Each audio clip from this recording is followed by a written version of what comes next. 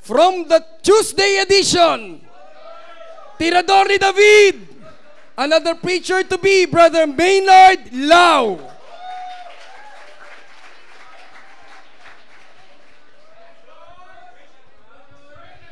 Good morning to all of you. Good morning to our beloved pastor. Shall we all stand up, please, and open our Bible in Mark chapter 10, verse 43.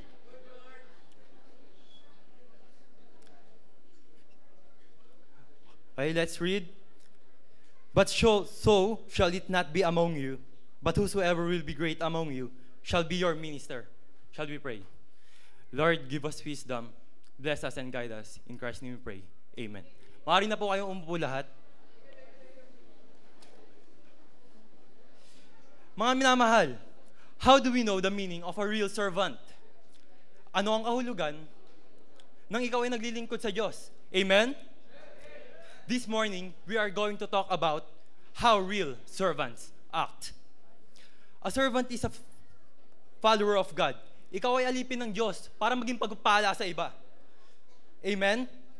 A servant should have a servant's heart para pagpalain siya nang sa ganun, maging pagpapala din siya sa iba. If you are a real servant of God, we should grab those opportunities to a blessing to others because our camp theme is what? Blessed to be a blessing. God shaped us for service in order for us to be blessed and to be blessing to others. We are not shaped to live for material things, and we are not shaped for self-centeredness.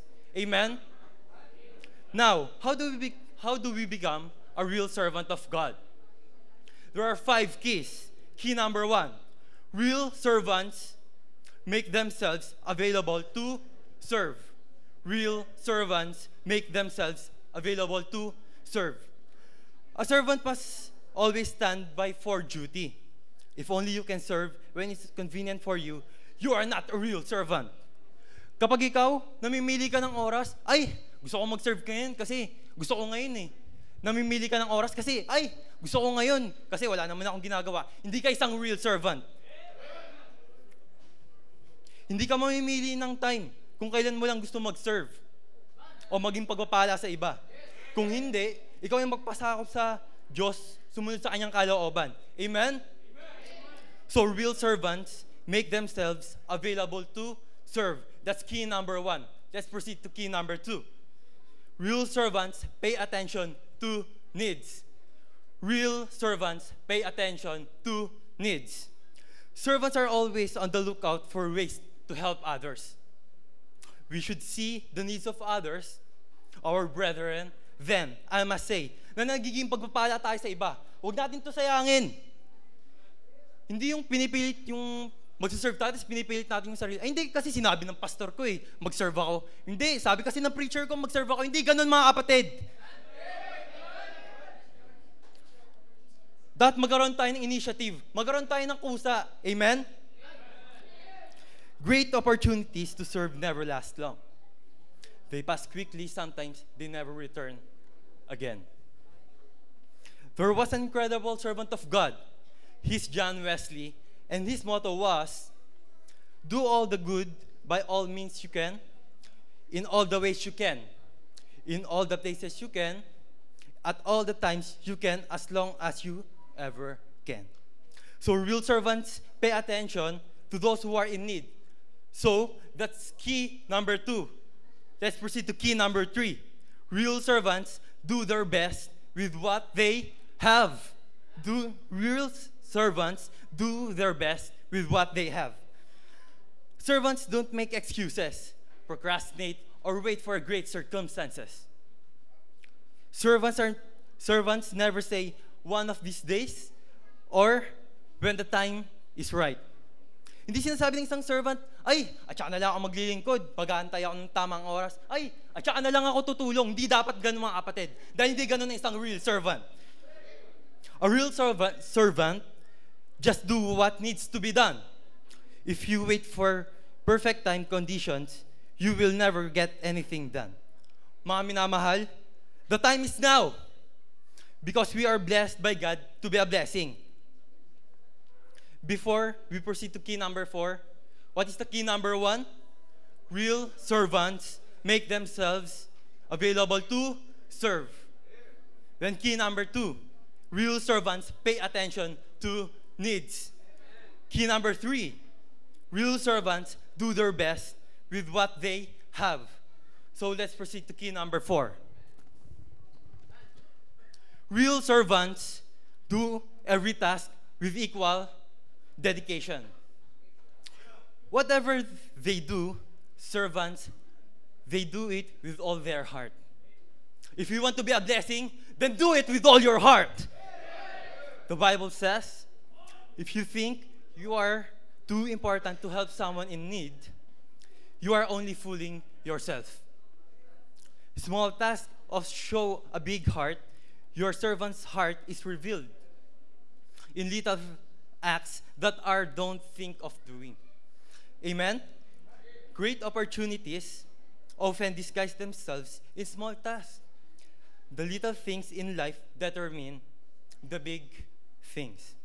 Sometimes you serve upward to those authority, and sometimes you serve downward to those in need. Kasi gusto mo maging pagpapala eh. Lahat tayo gusto maging pagpapala. So gusto mo maging pagpapala, ano ang gagawin mo? So, you develop servant's heart when you're willing to do anything. So let us proceed to key number 5. And this is the last. Real servants are faithful to their ministry. Servants finish their task, they fulfill their responsibilities, and complete their commitments. Hindi yung hanggang simula ka lang, sasabihin mo, ay dito ka pinagpala ng Panginoon, dito sa ministry na to, pero nasan ka ngayon? Hindi mo tapos, nasan ka? Nagbabackslide ka, wala kang ginagawa.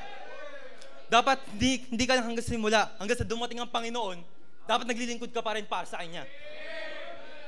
Laging pinapaalala sa atin ng ating pastor na hindi dapat lumilipas ang araw na hindi natin nagagawa ang mga dapat natin ginagawa.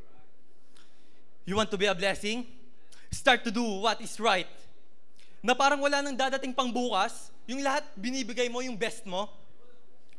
Our life is short to live for. So do the best that you can. The question is, pwede ka bang mapagkatiwalaan?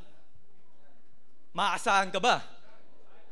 O ikaw ba yung tipo na tao na tumutupad sa pangako? So, people, what are the 5 keys? Key number 1, real servants make themselves available to serve. And key number 2, real servants pay attention to needs. Key number 3, real servants do their best with what they have. And key number 4, real servants do every task with equal dedication. And what about key number 5? Real servants are faithful to their ministry. And before we end, now that we learned the 5 keys, we must also to learn to apply it in our lives. Our pastor never failed us to remind us that it doesn't matter who gets the credit as long as God gets the glory. Blessed because it is more blessed to give than to receive. Let's do our best for a blessed life. Shall we pray? Lord, thank you. We hope that it would be a challenge to us. Thank you, Lord. In Christ's name we pray. Amen. Thank you, Lord. Thank you to all of you, and God bless.